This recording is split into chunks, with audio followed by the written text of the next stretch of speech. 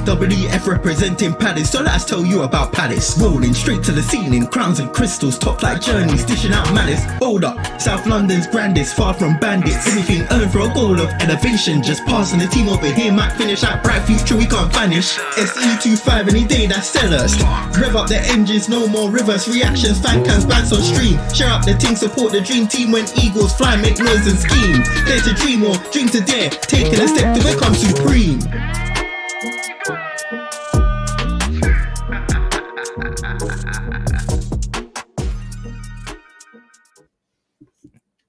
Yes, people, how's it going? Eagle-eyed football here.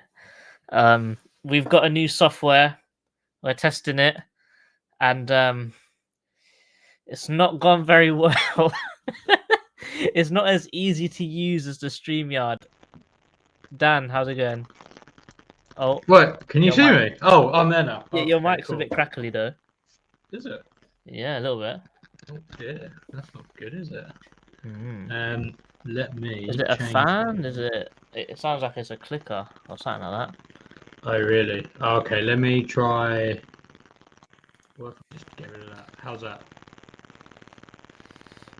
Nah, Still booky? It's gotten worse. Gotten worse. Okay. Oh. I'm just. How about that? No. No. Oh. That. Yes. Okay, right. That's just a normal. It was, must have been on some weird microphone, but yeah, I am good. I tried to log in, but I was met with a blank screen, and I don't really know why. Oh, well, and it's as well because I went on normal Streamlabs first to try and find the stream, and I was clicking on it. I was like, where is everywhere? I can't even see it, but it was here now. A mission, let's say, a big mission. But guys, welcome back to Eagle-Eye Football. This is TACT-EAGLE for our upcoming game against Leicester City at Selhurst Park. Granted, this is a very, very, very, I guess, rushed transfer over to this Streamlabs thing. So I do not have any transitions here. And I don't know where to find them on my computer. I think I've deleted them to clear some space. So I'm going to have to make new ones. So, yay. But yeah. We can just make them. All right. We'll just make the sound effects ourselves, yeah? Yeah. All right. Big up everyone for watching, for joining, showing the stream. There was some technical difficulties going on. We can still do stuff like this. We can show stuff on here. It's just a case of getting the font right and the colors right, but we'll sort that out on another day. It's saying I heard Dan's having a mare. He did put in the chat saying the duality of man, because Dan said, "Thank you, mate. I'm in." And then I said, "Where are you? You ain't here." Doing the wrong thing. Pause. No comment. We got Reese saying Dan has uncontrollable bowels. That's wild take. True though. After curry, I think it's true for everyone, though. Oh, true for anything, any day.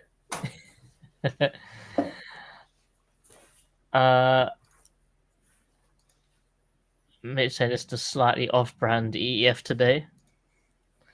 Yeah, it's not gonna. I'm just gonna say this right now. This ain't gonna be as smooth as it normally is. We're just getting used to it, and that's probably another pause anyway. But, right, it's a more powerful program. I have used it like once a long time ago, and there's a lot of stuff you can do. Like it's way better than StreamYard. Like StreamYard's quite basic. Also, we were finding that our connections with some of our accounts weren't working on StreamYard, whereas they do here. So, well, I found out why some of it wasn't working. It's because of Elon Musk. Oh, really? Elon Musk, you are a pagan. What?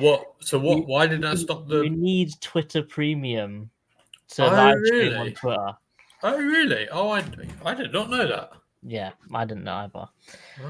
I only found out because this one actually tells you, oh, you can't live stream here unless you've got Twitter Premium. Like, oh, that's probably why it didn't work on StreamYard. Oh. But we're here to talk about football. We ain't talked about football yet. So, let's get into the combined 11. Ooh. 11. XI. This is going really badly. Anyway, let's get into it. So, I've got the same kind of layout. And also, the screen is bigger now and we are smaller. So you guys can see the tactics board even better. Wow. Okay, so first things first, injuries. Wait, sorry to butt in a sec. Did they buy Bilal El Khanous?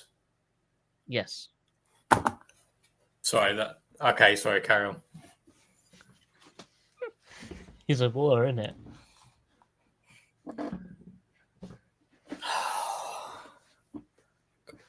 Dan was going into this confident.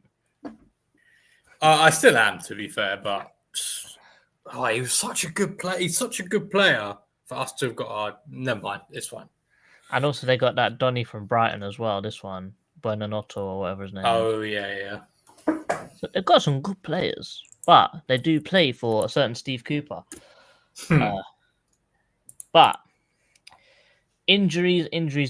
So they've only got 2 injuries, and that is to Patson Daka and some guy called, I'm going to butcher this, Stolarzic. I think I smashed it, actually. I can't lie. Daka, he was very good in, I think was it Salzburg? I think it wasn't. He was good in Austria, but I don't think he did very much else ever since then. Never heard of the other guy, so I can't comment on it. Also, Edouard is not available, which is good. I think so. Because people just love scoring against their old club, innit? So if he's there, he probably would have scored. But there's someone else who's going to score today, and he don't ever score. we all know who that's going to be. All right, let's go through Palace's 11. We all know our injuries. It's França. Anyway. In goal, I've gone with Dean Henderson, with left back Mitchell, left centre back Chris Richards, central centre back Mark Gay, right centre back Max Lacroix, right wing back Daniel Munoz. In the midfield, I've gone with Adam Wharton, and starting for the first time since the Luton game last year, Czech Decore, with Ebbs, Kamada, and Mateta up front. Dan, what are we saying? I actually went slightly different. Okay. I shifted the defence around a little bit, so I put Gay at left centre back and Lacroix in the middle, and then I put Chalobah at right centre back.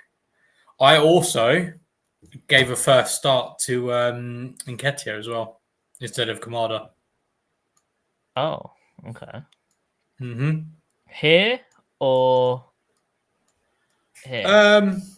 Doesn't really matter. I think I'd imagine it will switch between the two during the game anyway. So,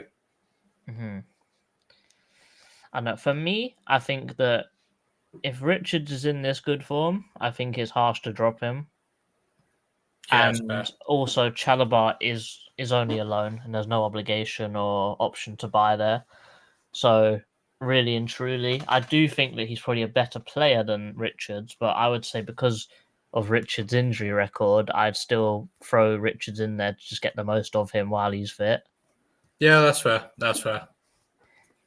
But yeah, the Nketiah shout, I think Chairman was telling me that he would start Nketiah this game no matter what, because you don't spend 30 million on a striker and don't start him in your first game.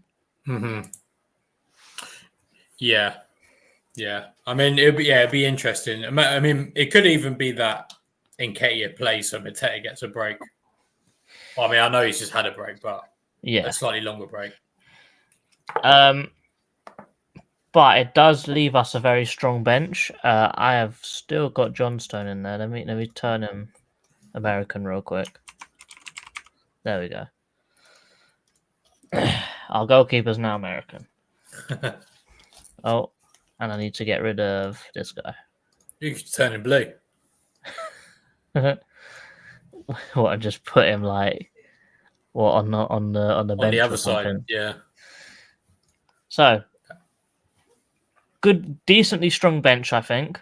Definitely. And a lot stronger than what we have had. Like, I think Kamada coming on late into the game would be a big game changer for us. Lerma and Hughes as well with Sarr. I think that we've got good attacking options, good defensive options. Potentially lacking a little bit in. Actually, no. I think we're pretty much covered everywhere, probably apart from left back. But Schlupp just refuses to play left back anymore. So, oh well, it is what it is. Let's go to Leicester now.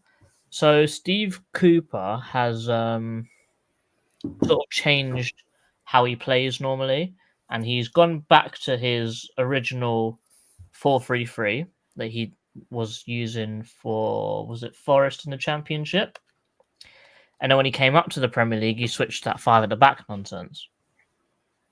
So he's gone sort of back to this 4-3-3 that he was playing in the Championship for Leicester, which stormed the league, but he hasn't been naive like what all other teams that come up and smash the league do, where they try and play the same kind of football in the Premier League. They've actually they're still playing similar football, but they are setting up a lot more defensively than a team that just smashed the league, basically.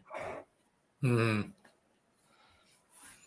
yeah, they're not naive, and they're coming into this with a lot of Premier League experience from the manager and from the players, knowing that you can't play the same way you do in the Championship in the Premier League. And I think that they've been very smart with how they've set up.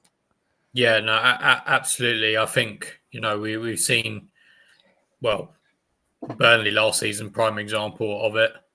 I imagine we'll probably see Southampton do the same this year as well, maybe even Ipswich. Trying to come up and play nice football. But, I mean, you need the players to be able to do that at this level. Yeah, of course. And if you look at their team, in goal, gone with Hermansen, left back Christiansen, Okoli, Faze, Justin, with Ndidi, Skip, and Winks in the midfield, with Mavididi, Jamie Vardy, and Jordan Ayew up front for them. There are a few swaps that could be made here. Justin for Pereira is one of them. Potentially Winks going off and then sort of pivoting into 2 8s and a 10. If that 10's Buonanotte, if the 10 is El Caduce, potentially Ayew for Fatuo, maybe even Okoli for Vestergaard for a bit more experience back there. Maybe even Skip for Samare as well for a bit more experience. So Leicester have got quite I wouldn't say a stacked team, but I would say they've actually got a lot more options than I thought they had when I was just first looking into it. Yeah.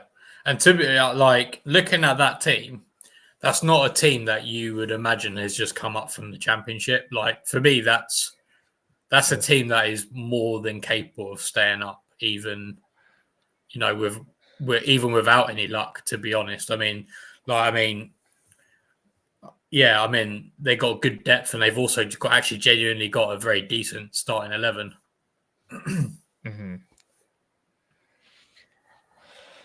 So, I think you went first last time, didn't you? So it's probably my turn to go first now. So we are going to go through some comments first. Rich is here in chat saying, question for the chat. Did you like the video that we did at Selhurst Park? It's very well done. I thought it was very well done. It was very nice. Just getting like the different shots, getting the angles. Obviously, doing it at Selhurst Park is a very nice touch as well. It's a touch that we all live so close to it as well, so it's probably something we maybe should do a little bit more. I don't know. Mitch here, Blue Sky is better than Twitter now anyway, although they don't do video streaming yet. Just need more football content to move over. I've never heard of Blue Sky before. Maybe that's something that we could try and see if we could move over to. Switch says red and blue forever. Ayu's going to put in a shift versus Palace. Spoiler alert, I reckon he's going to score. Of course he will. I wonder what the odds are on him scoring. I bet. I will put a fiver on it. 100%. That's what I mean. Like, if it's like 10-1 or something, I'm doing that all day long. Oh, £5. Easiest £5 of my life. It's the same way as how in that second season, I just bet that Takura would get a yellow in the first half every game, and it would come through so many times. It was just an infinite money glitch.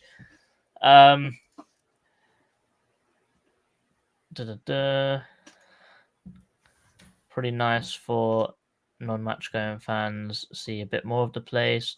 Nketiah in the 10 would cook. Schlupp will score a banger against his old club. Ndidi, what a player. He will help us win this match. Well, how would he help us win this match? Maybe we'll find out. But I am going to do how Leicester attack and how we can defend against Leicester City. Or there'd be a transition going, ooh. Yeah. You know what? Yeah, when we watch this back, this is going to be tragic. Anyway. First ever Streamlabs stream. Yeah. Okay. We're back. So, how do Leicester City attack under Steve Cooper? So, let's get into it. So let me put the starting 11 back in here. Let me put Ayew back. Skip. I don't think El Khanous or Buonanotte will start. Yeah, that's fair. I think Justin's probably a little bit better at this moment in time. Where's the other one? Winks. There we go. Just so you know, Jordan Ayew is 11-2 to score. How much is that if you put a fiver on it? 5 times 5.5. So that's about 27.5 plus fiver. So yeah. I mean, if it was what you said earlier, I probably would have done it. I don't think the odds are high enough for that. I think the bookies have clocked on about scoring against your old club. So, as I alluded to earlier, Cooper plays a slightly different 4-3-3 formation now, so it's completely flat, ironing board settings when it comes to the midfield. So, even though I've positioned Ndidi a little bit deeper here, in reality, they sort of line up a little bit like this, but because of Ndidi's defensive tendencies, he just seems to drop into that position very naturally, and because of how they defend, which I know that Dan's going to get into when he talks about how we can attack them, that Ndidi does like to drop into the back line quite a bit and act as a third centre-back when they are defending, because Cooper likes to switch into that back five again. Obviously, as I said before, they are not naive. They are actually adapting their playing style to thrive in the Premier League, to not get absolutely smashed. They've only lost by 1 goal for every game they've played in the Premier League, so their defence is actually pretty strong. Bearing in mind they've got Wout Faes, who's a very ropey centre-back, let's say.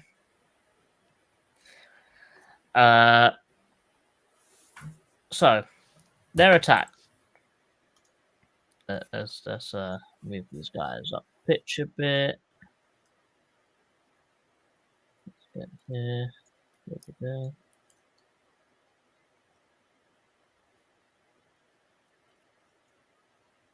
So even though Cooper is playing a back four, Cooper still very, very much likes his overlapping fullbacks. Very, very much likes it. And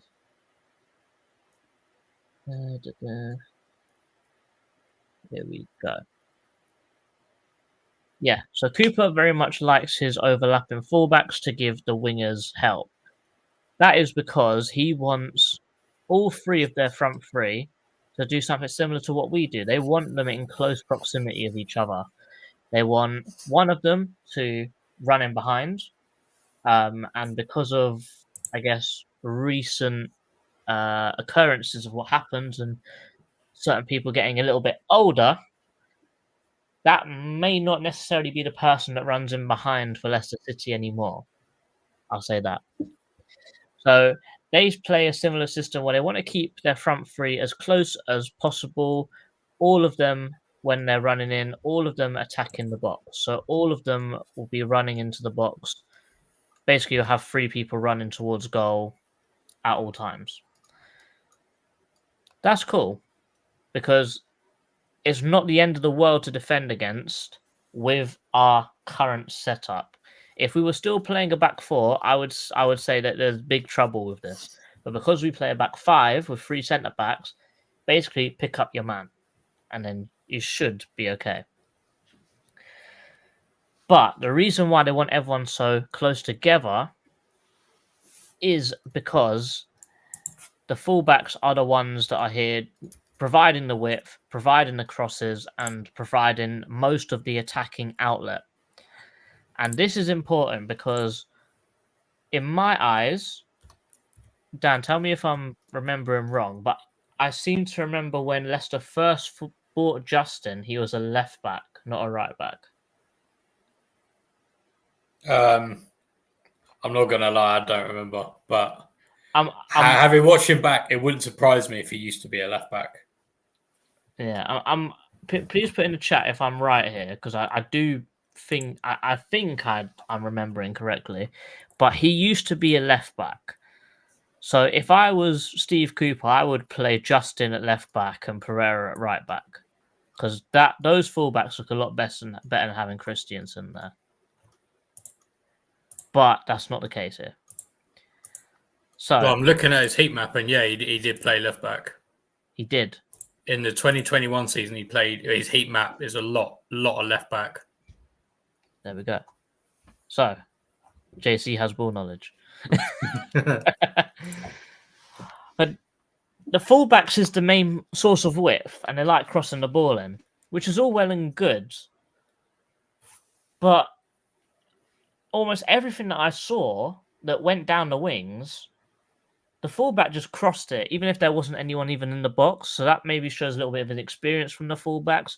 But it's strange because Christensen's had a few years in the Prem, Justin's had a good few years in the Prem, and Pereira seems to be phased out a little bit with this year in the Championship. So I swear we nearly bought him a few years ago, actually, didn't we? Yeah, to be fair, I think he is getting on, and I know he used to get low. He used to get quite bad injuries. Mm-hmm. But it's important with the fullbacks overlapping. If the fullbacks aren't having a good game, they're not really doing too much going forwards. And I'll say that because before they bought Ayew, their wingers, they're not the most confident at taking on their man in the Premier League. Leicester have completed the second fewest take-ons of every team in the Premier League, which I thought, really? They've got Mavididi and Fatawo. They're like dribblers. They're good. But that's not the case. And that is because they both struggle in a 1v1 situation. And granted, you can see the videos of them cooking players in the Championship, and it just doesn't seem to be working in the Premier League. I think Mavadidi's only got like a 20% success rate when it comes to dribbling. And for someone of, I guess, his perceived quality is not very good at all. Mm-hmm.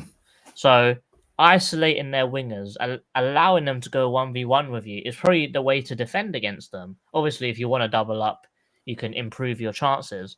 But with our three centre-backs, we could basically go man for these guys at the back here. And then you still got two left over to actually cover these fullbacks if they try and push up. So really and truly, if we push our fullbacks up, we could eliminate these guys from overlapping just for having our one so high. Just saying, look, if you go past, that's fine. But if our fullbacks stay up high and we win the ball back, they ain't going to get back in time. So in this way, I would say it's sort of being a little bit more offensive increases our defense a little bit. Obviously, you don't want to go man for man in this area. You want to have at least one guy for overload. So you want to have at least one guy picking up the pieces. So if Ayu's drop short and Mark goes to that, you need to have someone to fill in the gap that Mark's going to leave by stepping out of the line. So you need one of them to stay back, stay deep, and just fill in the extra role. Let me go into my notes. So, I did say a little bit earlier, Jamie Vardy, great striker. Great striker. I think, Dan, you can agree with me on that. Oh, absolutely. He's great. And big up to him because he's adapted his playing style to him getting on a bit. He's not got the pace he used to have, where he couldn't just run away from people.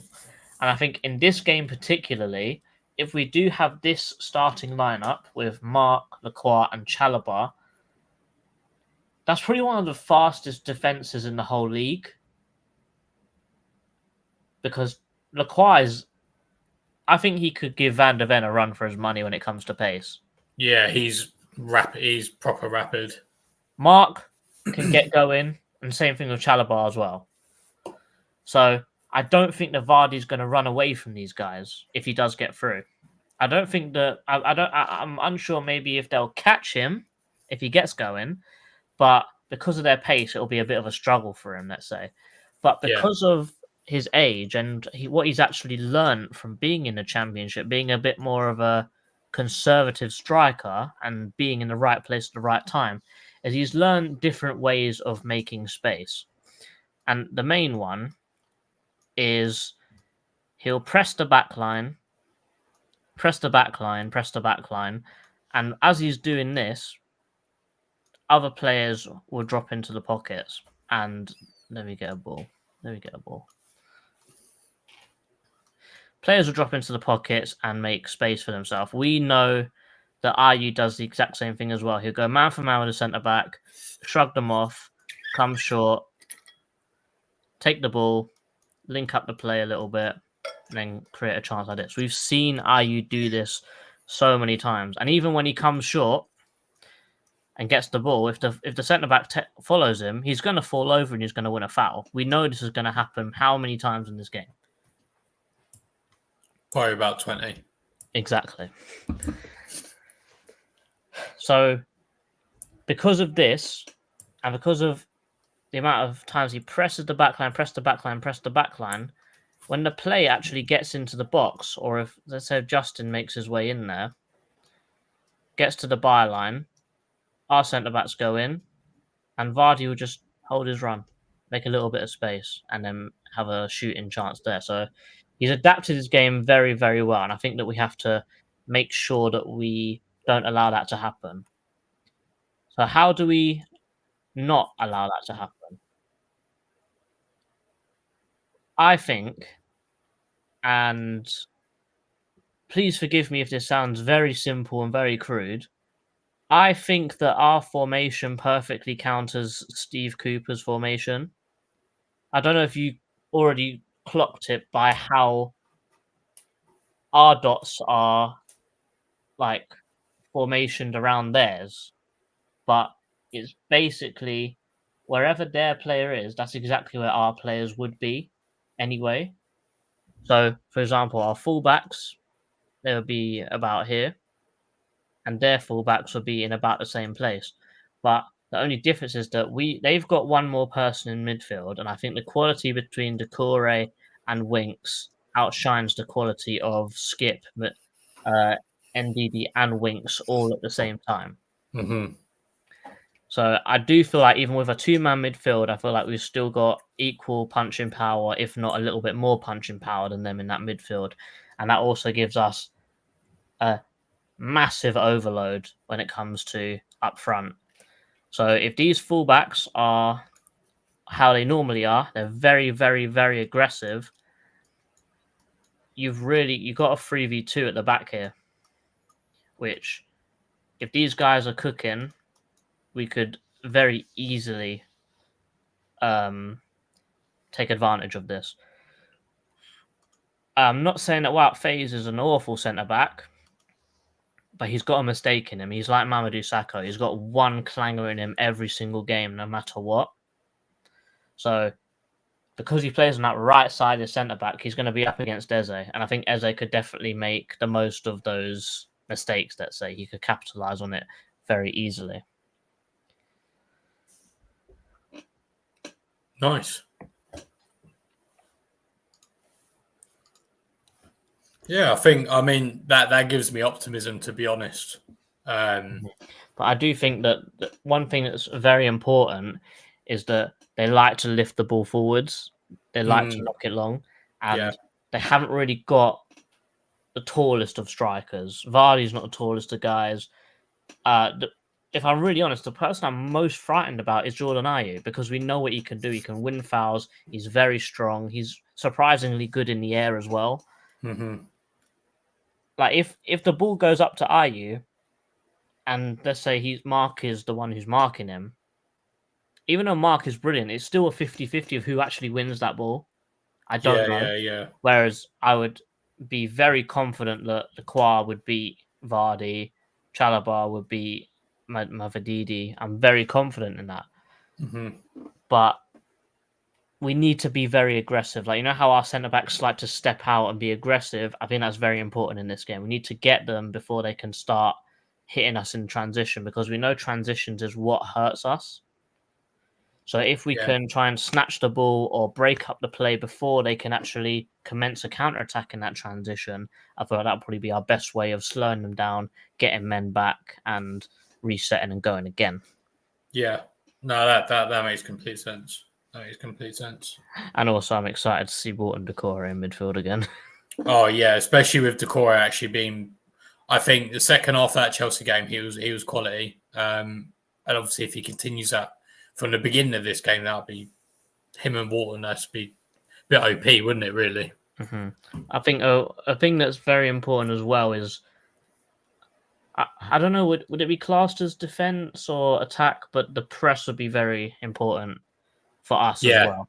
Yeah, definitely. I was going to mention that a little bit when in the attack. But yeah, no, I agree. Oh, we could touch on that quickly because of what Spiritual said.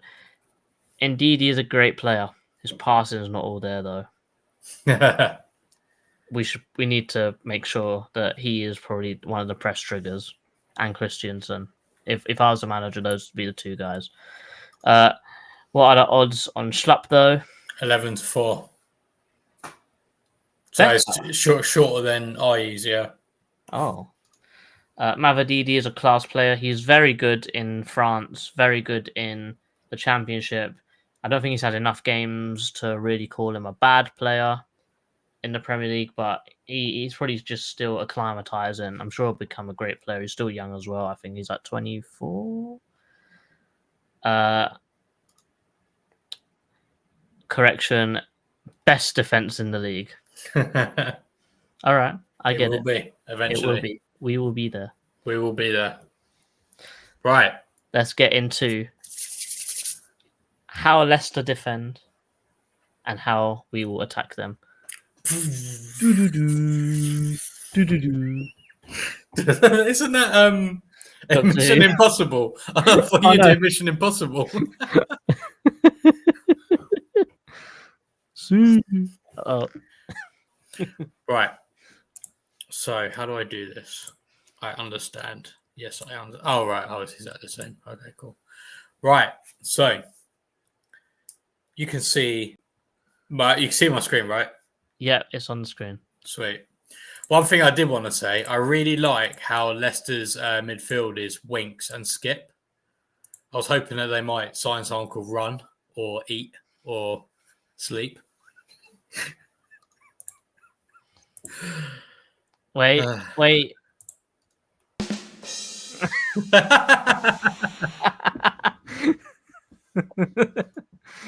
Nice. We have a soundboard as well. Why? We're on Streamlabs. Okay. So you can only see the pitch, right? You can't see my notes. Yeah, just a pitch.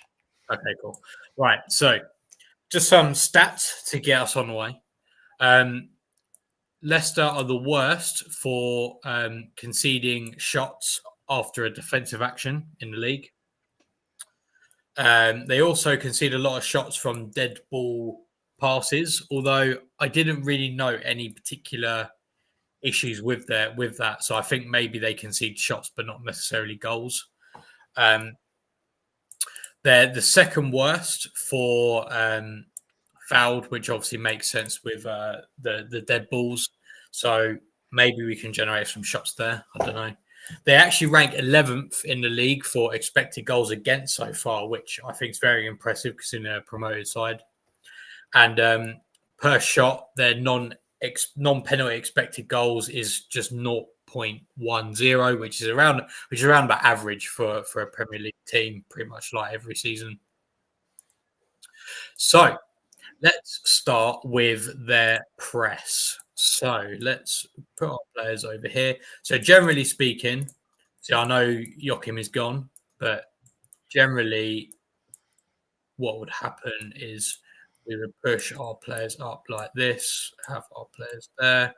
Mitchell would go up. So effectively, you've kind of got something a bit like this, I guess, because the right back will be pushed up a bit further, and then Henderson and it would have been Joachim Andersen were in the middle there to, obviously generate some sort of overload in that part of the pitch.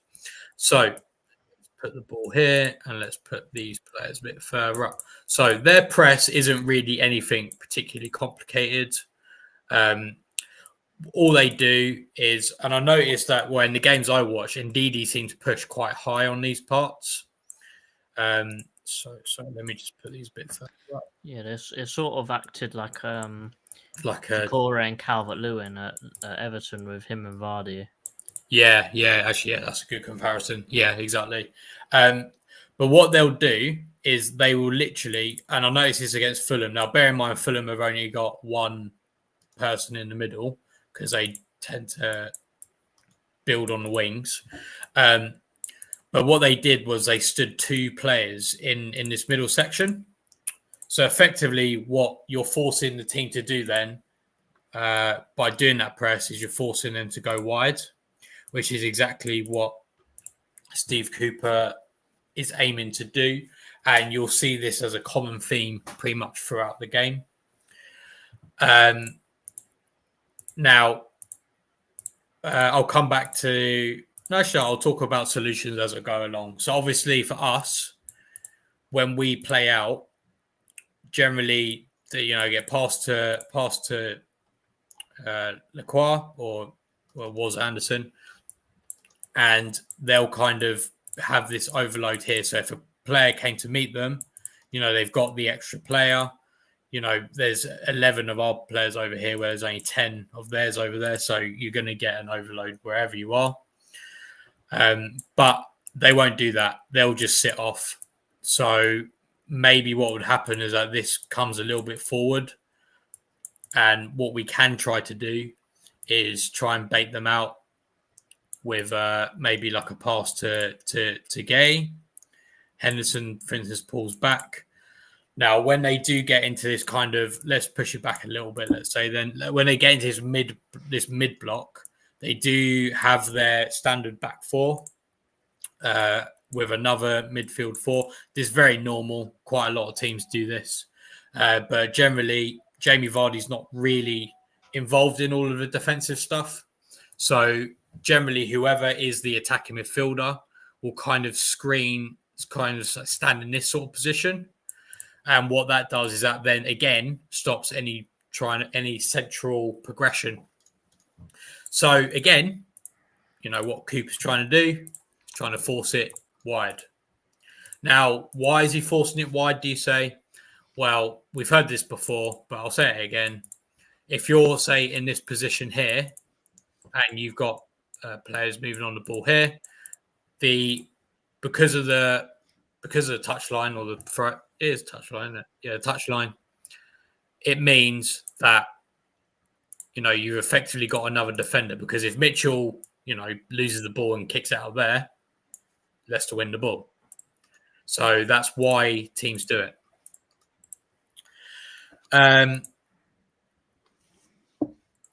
Yeah, so that's generally what happens. But to be honest, they're not really the kind of team that cares too much about winning the ball in these sorts of places. They kind of do this just to restrict build up and just to frustrate teams. They're not really aiming to actually win the ball here. They are very much a team that will sit over here, to be honest. Like if you look at the possession stats, actually I didn't look at what the actual possession percentage was, but their possession percentage is 44%. So they like the other team to have the ball. And then if you actually break it down in terms of touches in different thirds, Leicester allow the other team to have the fourth most touches in the league. Now, the only teams above them are Ipswich, Brentford, West Ham. Ipswich obviously played Liverpool and City, so give them a fair due there. But Brentford and West Ham, we all know are teams that do like to sit back and try to hit teams on the counter. Leicester are no different, like Cooper was at Forest. And when you look at the attacking third, they've got the fourth most touches allowed by the opponent. In the middle third, it's the third most, and so on and so forth. And in fact, they actually, in terms of the opponent's defensive third, so if we're attacking them in our defensive third, let's say, they actually allow the team their opponent actually has the fifth fewest touches. But the reason why they have the fifth fewest touches is because they're so unbothered about the press in this position that they actually, the opponent will progress into something like this very, very quickly. So, without further ado, what do they kind of do? Yes. Sorry, I've just found all the graphics. Oh, you found it? Nice. I think there's actually like a brand thing, isn't there? In like if you go in the video section. Wait, like brand. let me see. I think.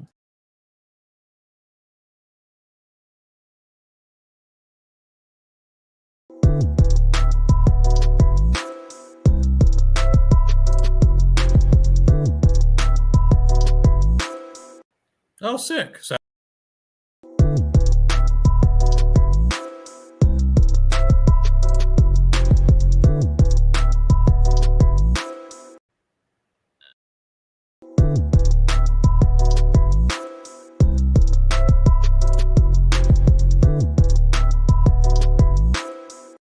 Yes, we've done it. Oh, very nice. We're back. We're back in 4K. 1080p. We don't pay for 4K. It's too much. That's actually true.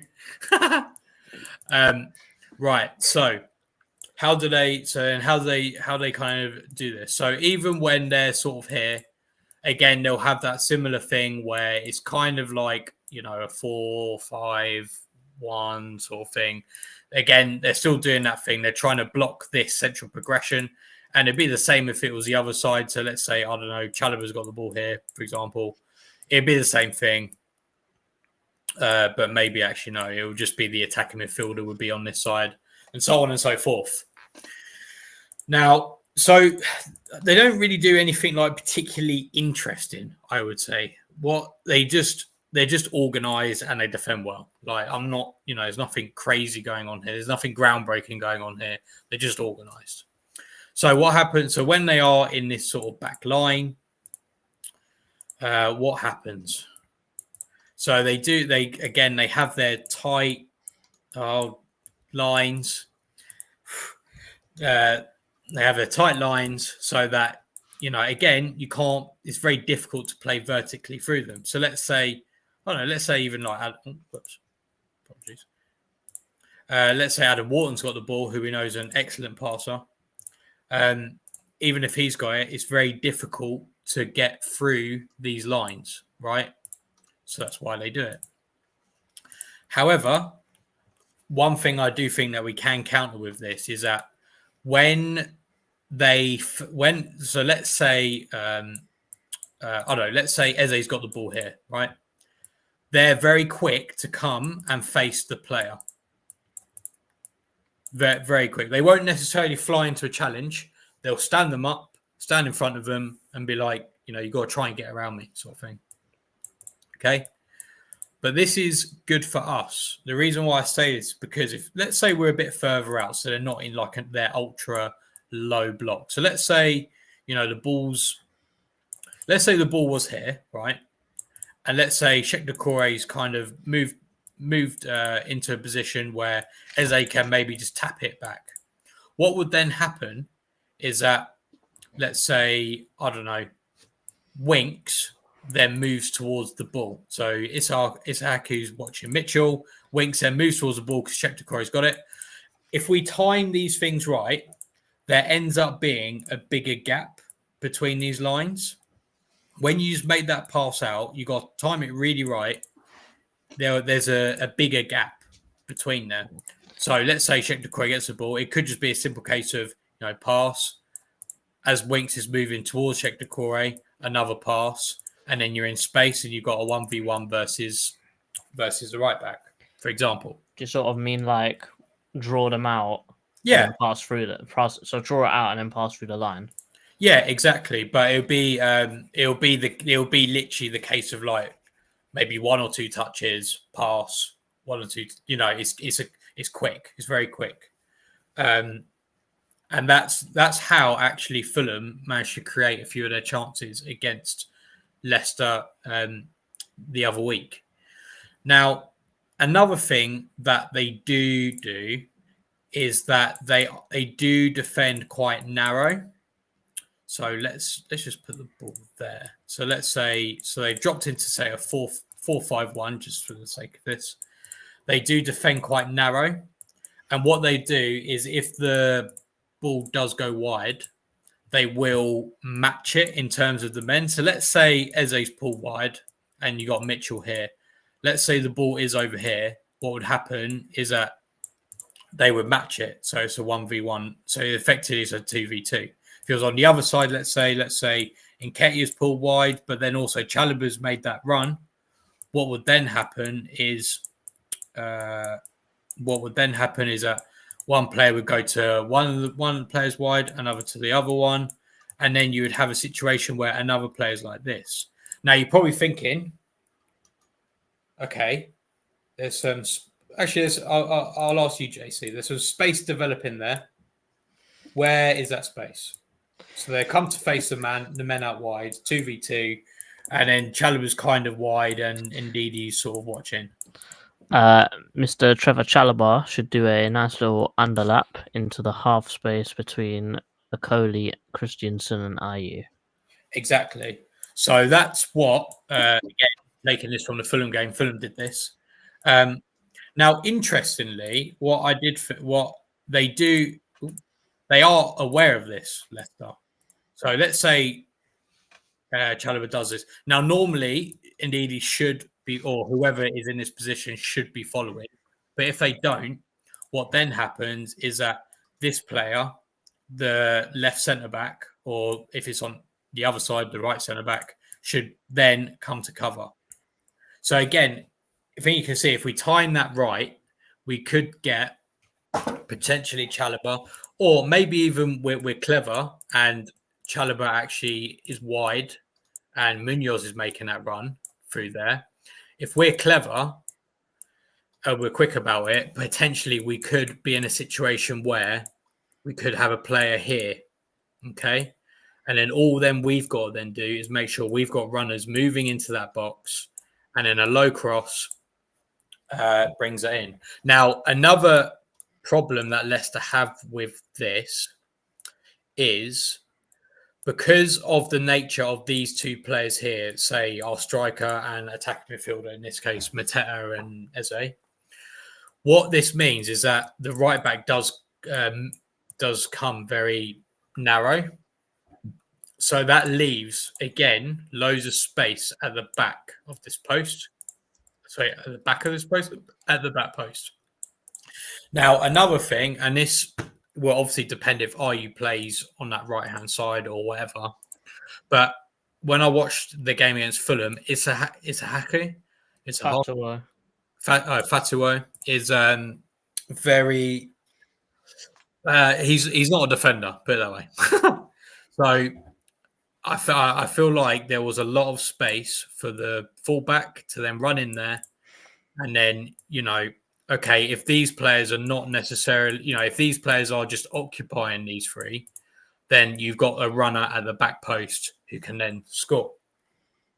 Like, I actually think it wouldn't be a bad bet to bet on Tyrone Mitchell to score in this game. Or Munoz to get an assist. I genuinely think that wouldn't be a stupid bet. But yeah, so that's how you can kind of exploit that. And also as well, just generally, let's say it is on the other. So let's say it's on the other side where, we don't really have that overlapping centre back per se. Let's say it is just Eze and Mitchell versus Fatuo and James. Wait, No, it's Justin James, isn't it? Is it James? No, it's James Justin, isn't it? James Justin. It's James Justin. Yeah, I thought that was wrong. He saw James at fullback. I thought Reece James.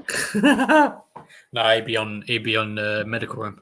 But that's too. That.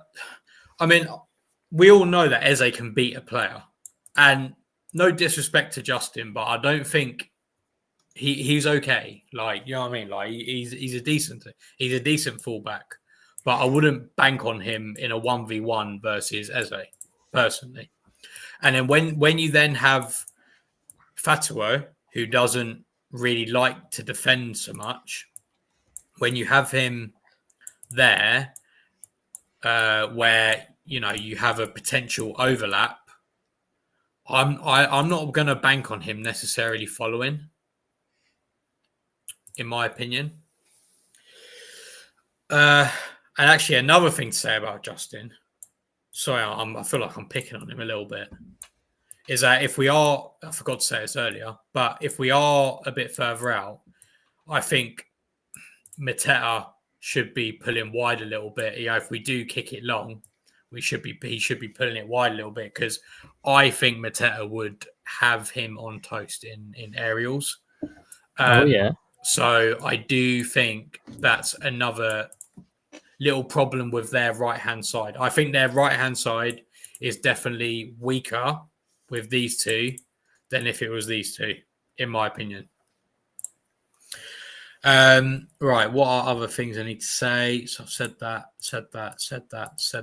Yeah, that's it. In terms of their actual defense, that is it.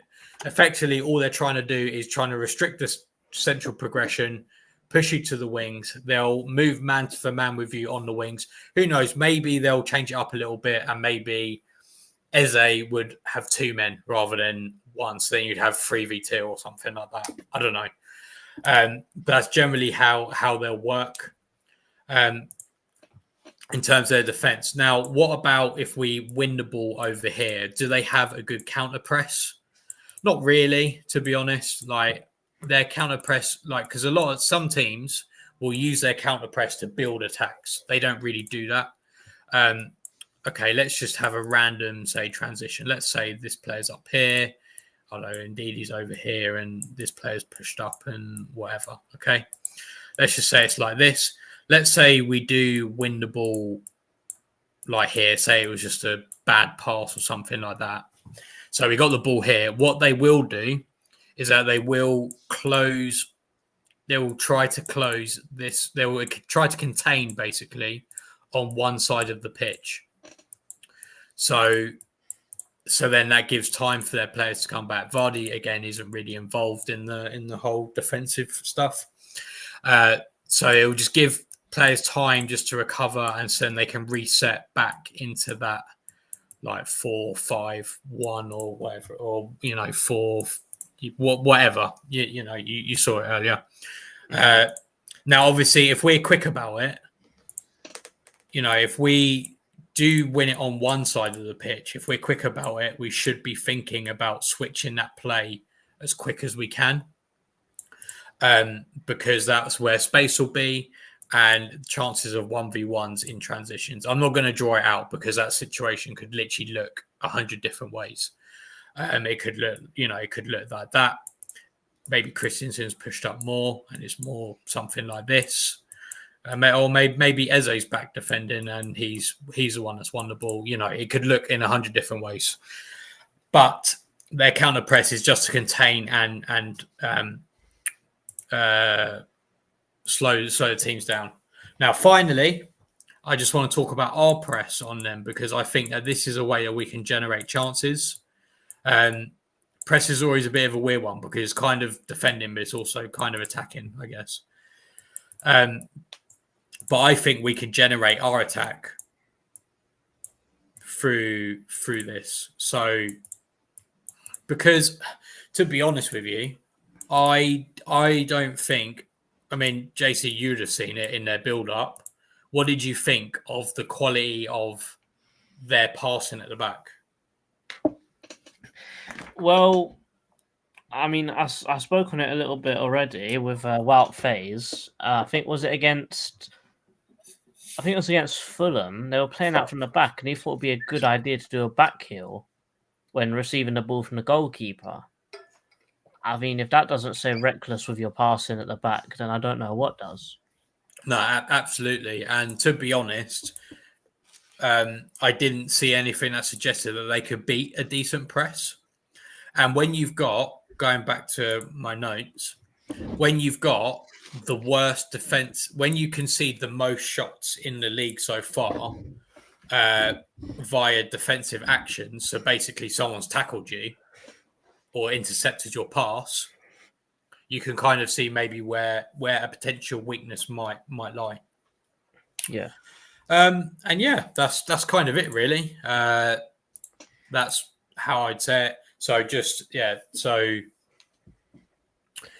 try to manipulate. I think we will get joy if we just time our attacks right, draw them out a little bit, pass through their lines that have then got them larger, and then also trying to on the wings. It's going to be a 1v1 situation unless they slightly change their tactics. I think we can get around them, or we can draw them wider so we can exploit that half space. And then with that in mind, if certain players are playing, then hopefully that means that the back post will be free to exploit. Hence, heard it here first, Tyre Mitchell. Okay. I'm gonna go for Actually, no. Let's do our score predictions. All right. So I think, because even though Leicester's passing out from the back is a bit wayward, they don't seem to lose by very much. I think I said they've played 3 games, 1 draw, 2 losses, but every single one of their losses have only lost by 1 goal. Which, if you consider that they drew against Spurs, they lost against Villa by 1 goal, who are looking very strong at the start of this season, and Fulham by 1 goal, who are also looking very strong at the start of this season, I don't think they're going to concede very much. Now, we don't ever keep clean sheets under Oliver Glasner. Well, we can, but we don't do it very often.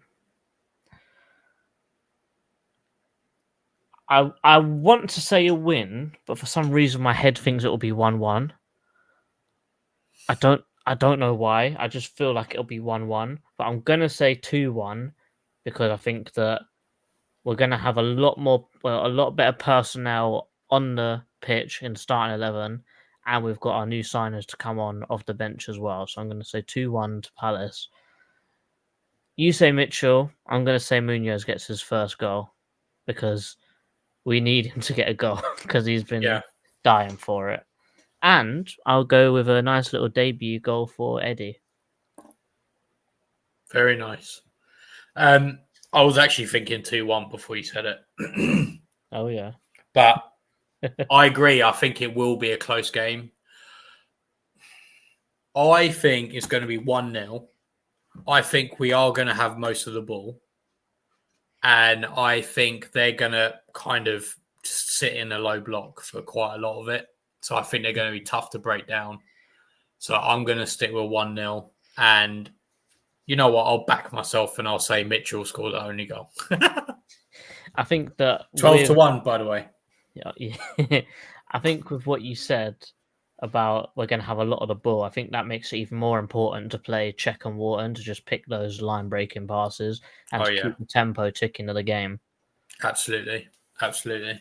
No more comments that I can see. Is there anything else that we want to discuss before we round out? No, I think that's all good. Just up the Palace. And we're gonna up the StreamYard, up the Streamlabs. Yeah, we're gonna try and make the Streamlabs a bit more a well-oiled machine, like it was in the StreamYard. But apparently, what I've been told is the second I hit end stream, it will play the outro, and then end the stream without us having to do no trickery. So you just said it twice. Huh? You just said. Wait, what? I don't know. You know what? Yeah, up the bloody Palace. Up the Palace. Eagles. Eagles.